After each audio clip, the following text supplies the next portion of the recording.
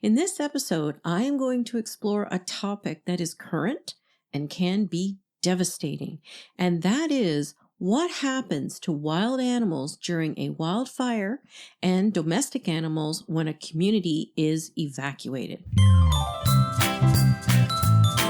Hi, everyone, and welcome to Val Talks Pets, the forum for pet parents and enthusiasts alike. Having been in the pet industry for more than 15 years now, I am going to share with you issues and questions that arise as I work with pet parents on a day-to-day basis. I am not a veterinarian, but I do have certifications in canine, feline, small animal, fish and herptile, and avian health and nutrition from the University of California, Davis Extension.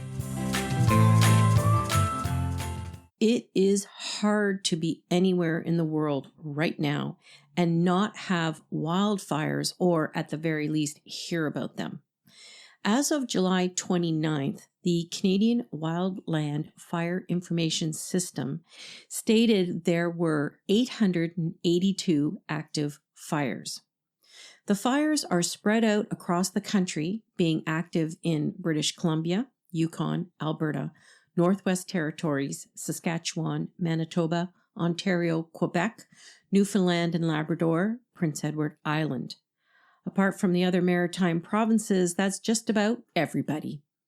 In the United States, 9 states are reporting large fires in Oregon, Washington, Minnesota, Colorado, California, and Florida. France, Portugal, and Spain are highly affected with fires right now. There is very high danger across southern Scandinavia, parts of Eastern Europe, and further pockets in North Africa. In the UK, almost the whole part of England is under very high threat, from Bristol to York. In Scotland, fires have been raging in the Cairngorms, wreaking devastation in the mountains. So, what happens to all the animals that are under threat from wildfires? Let's have a look at what the wild animals face and how they try to cope. According to OneTreePlanted.org, research ecologist Gavin Jones stated that most animals survive fire. However, during the wildfires in Australia in 2019 into 2020, it was estimated that 143 million mammals were killed or displaced. Those numbers really put a highlight on the devastation, as not just trees were decimated. Gavin Jones did say that animals have adapted warning systems and have to be able to recognize those dangers. Creatures register smoke, shifts in heat, and the crackle of approaching embers, giving them enough time to escape. One Tree Planted explains that where animals go depends largely on what they are. According to the National Forest Foundation, large mammals like deer, bears, and bobcats will move to unburned ground, and elk and moose will wade into lakes and ponds to wait it out. Small mammals such as mice and voles drop into underground burrows where soft soil insulates them, while climbers like porcupines and fishers may head up into the canopy. Adult birds fly off, and amphibians and reptiles tuck under logs, rocks, and wet ground. Some animals will even double back to the black area because that means they avoid the front. However, returning is the issue as water and food becomes extremely scarce. According to AZ Animals, the animals that are more mobile tend to do better in the short term because they can flee. Animals such as ground nesting birds, amphibians, reptiles, and rodents are among the first to perish in a forest fire simply because they cannot escape. Animals that can flee may still find themselves in danger because the fires change direction quickly, trapping larger animals like elk, bears, and moose. If these animals can escape the fire, it will likely come with injuries, some of which can be life-threatening. I would like to think that Gavin Jones is accurate, saying that most animals survive fires, but it sure isn't looking promising. I do know that some caution reports were put out to those people in the wildfire zones to be on the lookout for wild animals in their backyards because they could easily be sheltering there. I really feel for these animals. When the reports came out that the cairngorms were on fire with what has been described by the BBC as apocalyptic damage, the first thing that came to my mind was the Scottish wildcats. I truly hope they have been able to flee to safe areas as they are critically endangered, and the thought of those recently released and those flourishing in the cairngorms just perishing is beyond heartbreaking. So the wild animals caught in wildfires may face death from fire, or from injuries fleeing fires, or from smoke inhalation, or toxic ash, or simply starving. Some will escape, but there will be fatalities.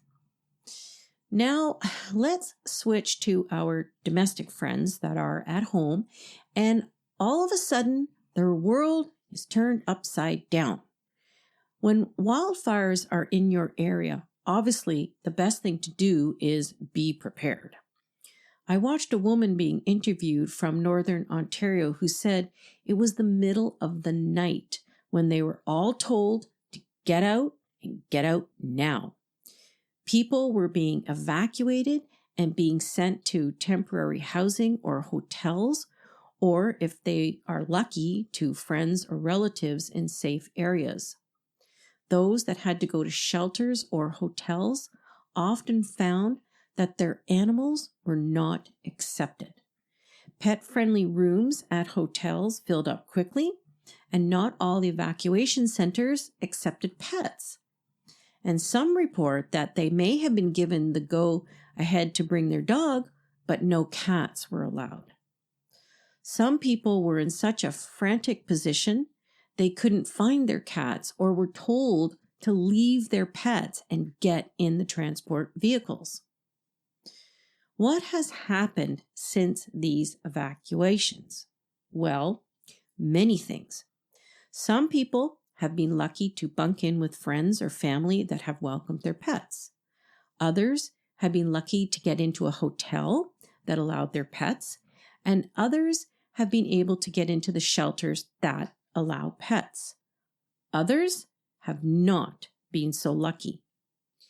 Many people had to leave their pets at an animal shelter.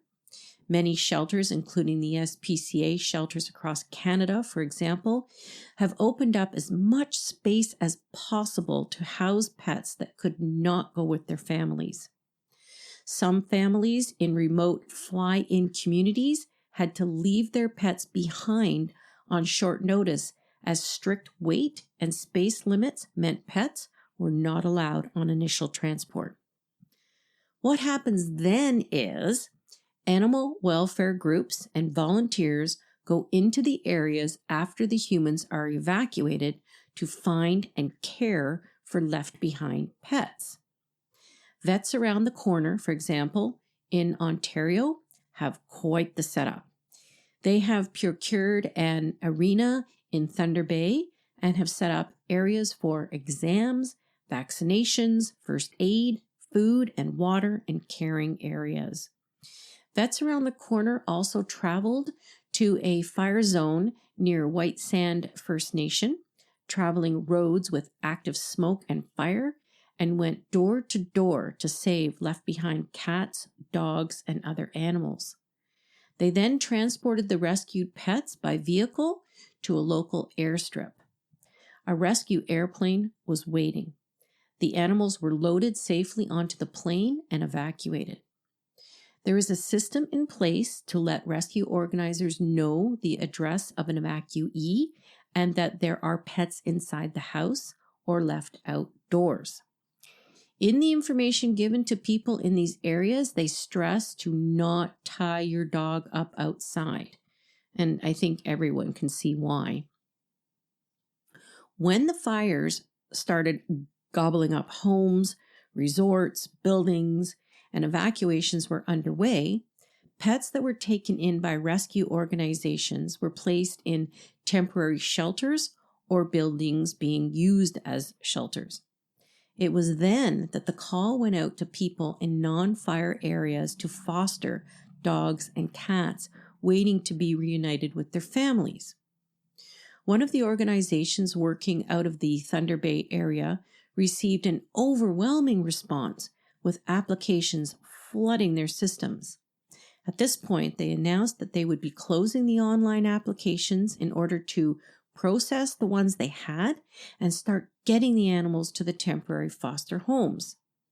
I actually just saw a post from my local shelter that some of the dogs had arrived and would be in their care until they could be reunited with their pet parents.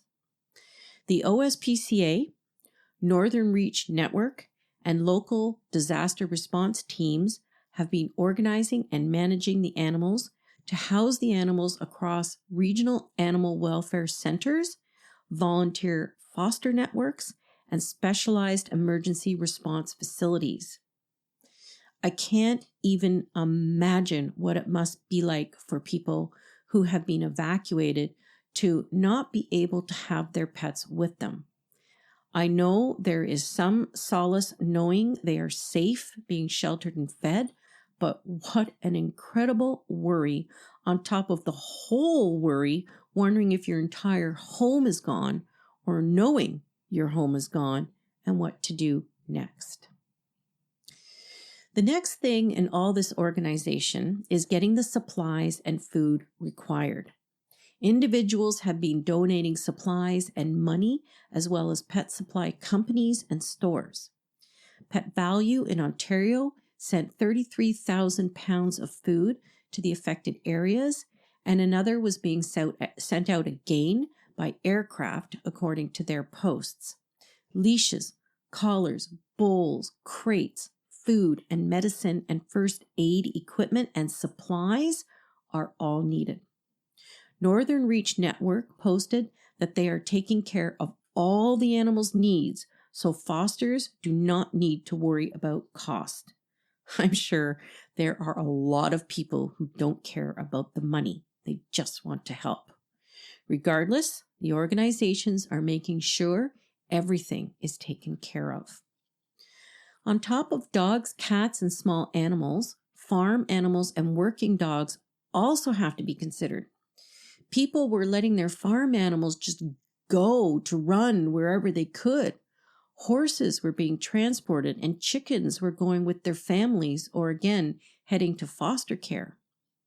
In Kamloops, BC, the Canadian Disaster Animal Response Team set up the Cooper Centre to house animals that cannot stay in hotels, such as farm dogs and poultry.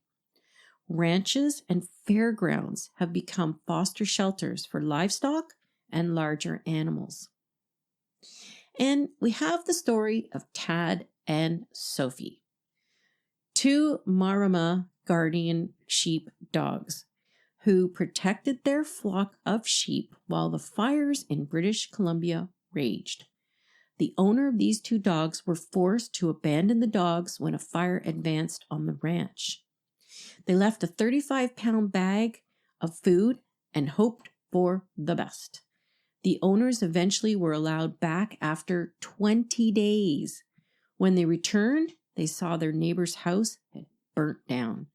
And sitting in the field was Tad and Sophie, surrounded by sheep. The owner stated they protected them from wildfires, but also from bears and coyotes. She said the sheep would never have survived without them. In the end, only one ewe was lost. Tad and Sophie got special steak and lots of love. It just goes to show you the amazing ability and heart of dogs. All of this is a good lesson for everyone. We should all know where our dogs' leashes and collars are and crates for our cats in case a disaster befalls us and we need a quick exit. I feel for all these displaced pets and their families that are probably so worried. The organizations that are on scene, like Vets Around the Corner, the OSPCA, Northern Reach Network, and regional humane societies are doing a tremendous job. The network of veterinarians, veterinarian technicians, assistants, volunteers, fosters, pet food and supply companies, and donors are together getting everyone and all the animals through this horrific experience. It is amazing when everyone comes together and works in harmony for the love and protection of animals and their families. If you would like to donate or apply to foster, you can go online to any of the above organizations or drop off donations at PetSmart or donate to Companions for Change charities at any pet value, who is sharing all money donations 50-50 with the OSPCA and the Red Cross. In this case, all help is appreciated, and letting others know where they can help is also appreciated, because as I say, knowing is caring. Thank you for listening to Val Talks Pets. Please remember to follow and subscribe to ensure that you never miss an episode. To really help the show and make it easier for others to find, please rate and review each episode that you find interesting and helpful. And don't forget that you can also email me at val@valtalkspet.com with any topics that you would like me to address or with any questions you may have. Also, check out my website at valtalkspet.com for more information and cute pet pictures. Thanks for caring.